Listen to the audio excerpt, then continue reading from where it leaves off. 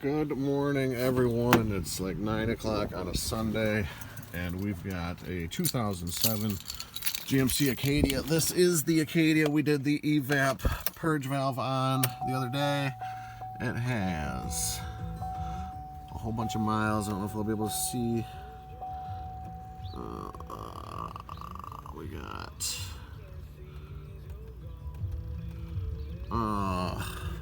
175,141 miles. This thing is to the point where I would call it almost unsafe to drive. It's got about every clunk, bang, pop, shake noise or shake feeling, every noise in the front end you can imagine. I did finish the driver's side the other day, put new control arm, which included the ball joints, bushings, sway bar links, sway bar bushings, strut, everything on the front end. And we're going to do the same thing on the passenger side today. So I'm going to go ahead and get this thing jacked up in the air, get the tire off, probably get the brakes disassembled, and then we'll come back. I'm on a little bit of a time crunch this morning. I do have another vehicle showing up here in a little bit for some brakes. It's a Cadillac, but anyway, I'm going to get working on this. I apologize if it's windy. It is cold and windy already this morning. So I'll be back in a few minutes when I get the passenger tire off. All right, I just got in here. I got the brake, the caliper with the bracket and everything hung up here. I was in here recently. I did a wheel bearing on this and a wheel speed sensor. And I just happened to notice this right now. And correct me if I'm wrong. This sway bar link is supposed to be here, not crossing behind the strut to the front. I never noticed that before. I don't know who or when or why that would have happened. It's mighty rusty. You can tell I haven't touched it. I haven't been in there with it. But anyway, we're going to replace that. So a plan of action, like I said, I just did the driver's side. I did that off camera. I wanted to see how long it was going to take me. So anyway, first plan of action, I'm going to get that sway bar link unbolted on both sides. I'm going to get the outer tie rod end disconnected. I got to get up underneath to get the sway bar bushing bracket undone. It's not a terrible job, time consuming. It sucks when you're working out here in the cold like this, but let me go ahead and get some of this stuff disconnected, and then I'll start the video back up and show you guys where I'm at, what progress I've made. So, all right, real quick, I wanted to show you guys this because what I do, these things they hardly ever come off without spinning in the socket there. So what I'll do is I'll take and you can see the boot on that one. I'll take a pair of pliers, I'll rip that boot off, and then I'll just grab a hold of it with the old trusty vice grips there, and then that'll hold it. I kind of got to use two hands because I'm going to have to hold the vice grips and do the impact at the same time, but that will allow you to get the sway bar links off a lot easier. It's just, instead of fighting with them, if you're going to replace them anyways, if you're not going to replace them, there is a hex end on the end of the sway bar link. It has a hex on the end. You can put a wrench on there, try to hold it, and put do the double wrench method on the other nut, but good luck. You're better off just replacing them. They're not expensive parts anyways. So anyway, that's the trick, and we're gonna get these things zipped off here. All right, I'm back. I've got the tie rod end disconnected and loose, and that's out of there. I did have the sway bar bushing disconnected. Those are 15 mils. That back one, I don't know if you guys can see it, but that back one back here was a lot of fun. I had to get up underneath the truck and reach around back around the exhaust up in between and get that off with a box wrench. Hard to get a lot of leverage on it when you're on your back on the ground like that. So anyway, I've got that disconnected now. What came to mind, since that sway bar link was installed incorrectly, that sway bar is going to be up too high on this side, and the bushing on the other side is going to keep me from being able to rotate that down properly where it needs to be. So I am going to have to get back on the other side and loosen the bushing on that, so we can twist that kind of down and set that up properly the way it should be. Shouldn't be a huge deal since I was just in there, just did that. But we will take care of that. So that'll be aligned, set up correctly when we get it done. I'm about to disconnect the lower ball joint here so I can get this control arm out of the way. Once you get the control arm out, what I'll actually end up doing is I'll put the new control arm in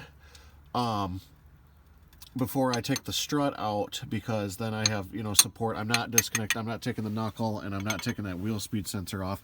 And I got plenty of wire there. But anyway, what I'll do is I'll take the, you know, the lower control arm out. I'll get the new one in, but I won't tighten this bolt and this nut, because I need to set this thing at ride height before I do that. Otherwise, it's going to prematurely wear out the bushings in that, because they will, you know, they'll be set with the control arm down this way, and then when you lower the vehicle, they're going to be tight, but the bushing's going to twist instead of going and spin, you know, moving where it needs to be, and then you lock it down at ride height. So that twist in the bushing will prematurely wear those things out, cause them to tear, and that's no good, because we'll be back in there doing it, and that's not fun for anybody.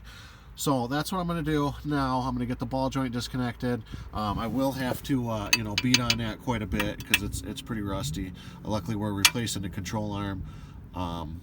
So you know, if I have to beat on it here, I will. No big deal. So anyway, I'm going to get that done, and then once I get the control arm out of here, I'll be back. All right, I've been working a little bit over an hour now. That's the sway bar bushing. As you can see, it's junk. I mean, that thing is, I'm pretty sure it was installed wrong at some point, probably when the sway bar link was installed wrong. And the bracket was too far over to this side, so you can see it's kind of missing the bulk of the meat on the left side there, over here. Yeah, junk. This is the other reason why we're in here doing this. This control arm bushing, I mean, you can see it's torn down inside there. It got a lot of play in it. I can wiggle it with my hand. So like I said, I've been doing the wrenching in here for a little over an hour on sway bar link. Not the worst I've seen, but this one has very little resistance, and it's spinning pretty easy. Doesn't help I have the boot off on that, but this isn't, you know, a terrible, horrible job to do. It's annoying. There's a lot of tight spaces, like the, you know, the bushing back in there and stuff like that. But overall, like I said, a little over an hour to this point, and I probably got, you know, another, I don't know, 2 hours maybe to get it completely done here. So I am going to get the lower control arm on now. I am going to have to loosen the axle nut and make getting the ball joint in the bottom there easier.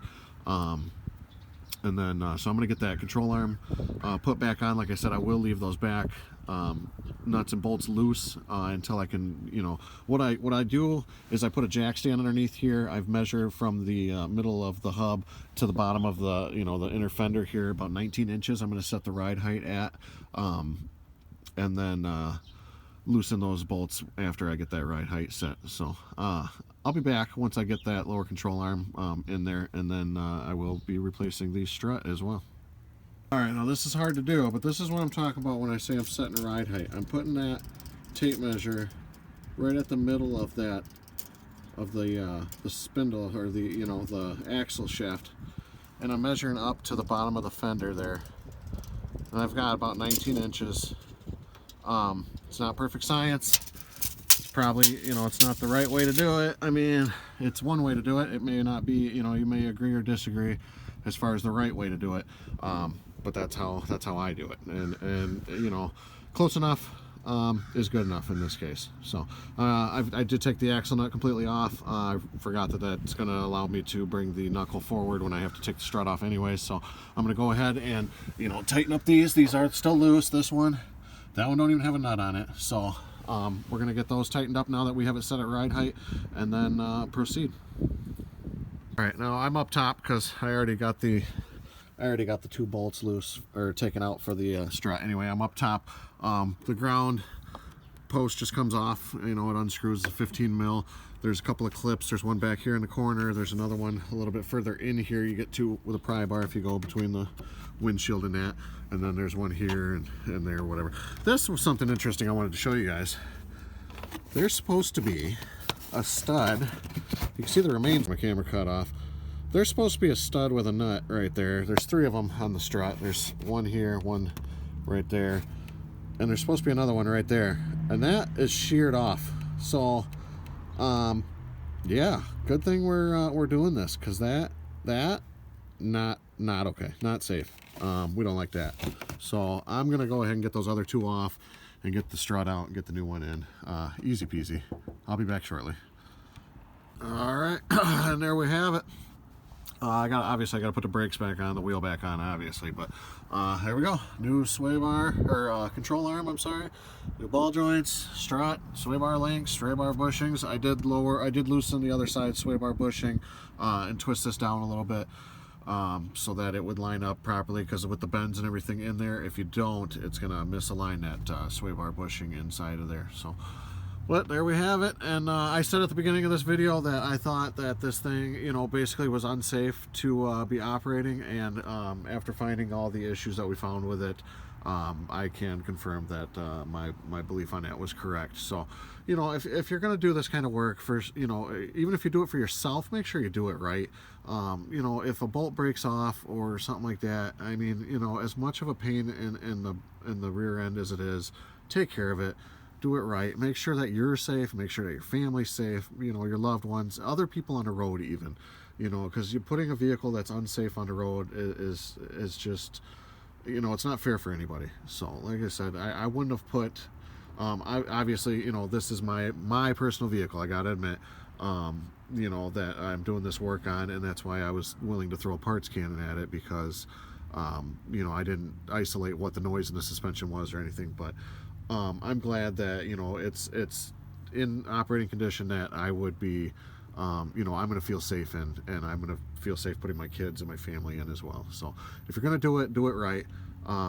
You know, if you guys enjoy this content, I'm not going to commit myself to any type of upload schedule, but I do plan on uploading more vehicles that I'm going to be working on. I've got a rack and pinion coming for this thing. That's why I didn't do the outer tie rod ends.